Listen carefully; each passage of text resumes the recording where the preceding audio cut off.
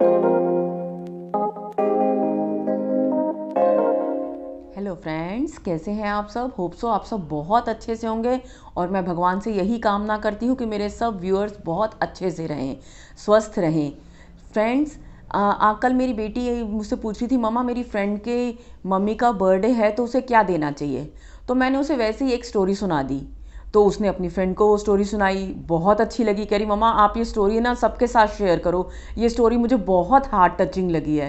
तो मैंने कहा ठीक है, मैं भी अपनी फ्रेंड्स को सुना देती हूँ और पूछूंगी उनसे फिर उन्हें मेरी स्टोरी कैसे लगी। अगर स्टोरी अच्छी लगी हो तो जय माता दी जरूर लिखना। देखिए फ्रेंड्स, एक बार एक गांव में दो छोटे बच्चे रहा करते थे जिनका नाम था समीर और प्रिया। उनके पिता की मृत्यु हो चुकी थी और घर में वे अपने दादाजी और अपनी मम्मी के साथ रहा करते थे। उनकी माँ का जन्मदिन आने वाला था और वो अपनी मम्मी को एक गिफ्ट देना चाहते थे, क्योंकि उनकी मम्मी भी उनके हर जन्मदिन पे उन्हें कोई ना कोई उपहार दिया करती थी।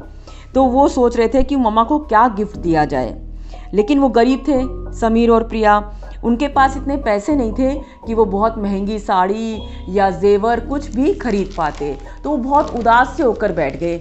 शाम को जब दादाजी घर आए तो देखा, अरे आज तो बच्चों की रौनक ही नहीं है, ना बच्चे भाग दौड़ रहे हैं, ना बातचीत कर रहे हैं। उन्होंने सोचा कि पता नहीं क्या हो गया दोनों बच्चों को, तबीयत तो ठीक है। तो वो बच्चों के पास गए और पास बैठ गए।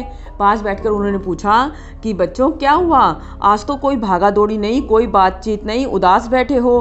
तो उन दोनों बच्चों को बुलाया और प्यार से पूछा, बताओ तुम्हें क्या प्रॉब्लम है, इतनी सी उम्र में क्या चिंता लगा ली आज तुम दोनों ने। तो उन्होंने बताया कि हम माँ के बर्थडे पर उन्हें गिफ्ट देना चाहते हैं, लेकिन हमारे पास इतने पैसे नहीं है कि हम महंगे गिफ्ट खरीद सकें, तो हम माँ को क्या गिफ्ट करें। दादाजी आप ही कुछ सजेस्ट करो। अब दादा दादी तो होते ही हैं सजेशंस के लिए, ठीक है ना, और उनके तो एक्सपीरियंस होता है अपनी लाइफ का।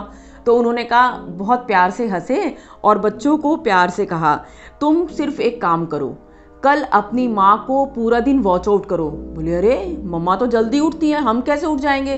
बोले कोई बात नहीं, एक दिन मम्मा को गिफ्ट देना है कि नहीं देना। बोले हाँ गिफ्ट तो देना है। तो बोले मैं तो तुम्हें तभी सजेस्ट करूंगा गिफ्ट जब तुम अपनी माँ को पूरा दिन सुबह से लेकर शाम तक वॉच आउट करोगे, और शाम को जब मैं आऊँगा तो मुझे पूरी बात बताओगे कि आज माँ ने क्या क्या किया। बच्चे मान जाते हैं, ठीक है। और फिर माँ के साथ जब रात को सोने जाते हैं तो माँ से कहते हैं कि हमें सुबह जल्दी उठा देना। माँ हैरान, सुबह जल्दी क्यों उठना है भाई।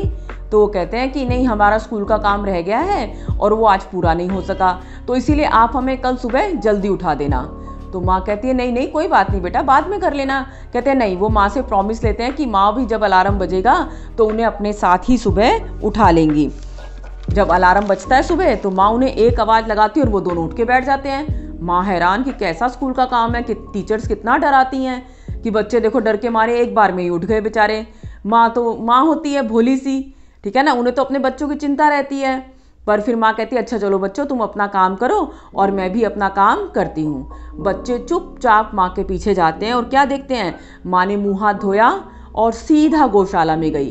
पूरे गौशाला की सफाई करी। उनके पास 2 गायें थी, उन दोनों गायों को नहलाया, फिर उन्हें चारा डाला और उनका दूध निकाला।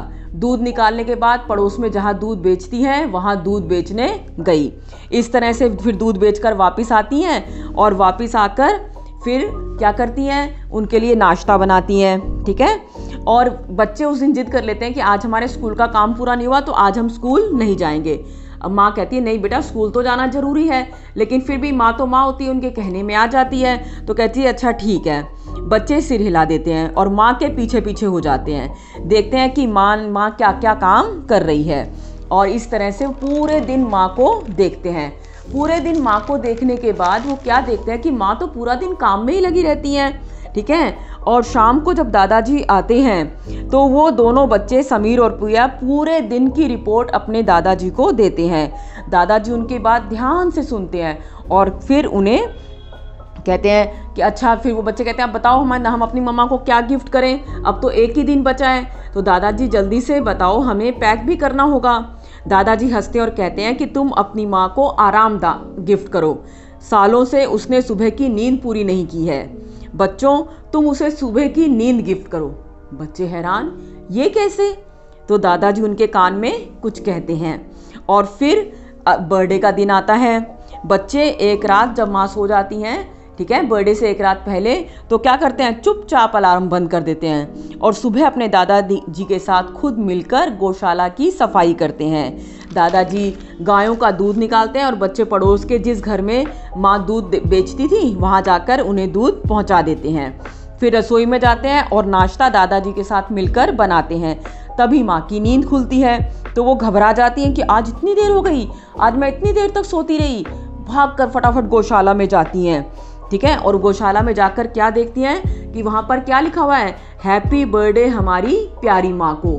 माँ की आंखों में आंसू आ जाते हैं। जब वो अंदर जाती है तो देखती है कि दोनों बच्चों ने नाश्ता तैयार कर लिया है और दोनों मिलकर माँ को बर्थडे विश करते हैं।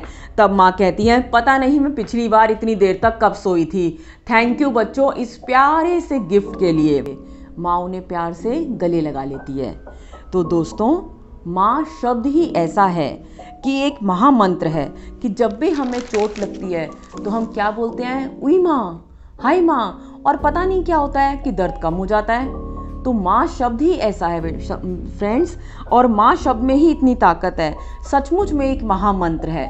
अगर आप भी मेरी बात से सहमत हैं तो मेरी स्टोरी को लाइक और सब्सक्राइब जरूर करें और मुझे हौसला दें ताकि मैं इसी तरह अच्छी अच्छी स्टोरीज आपको सुनाती रहूं। Thank you for watching my video.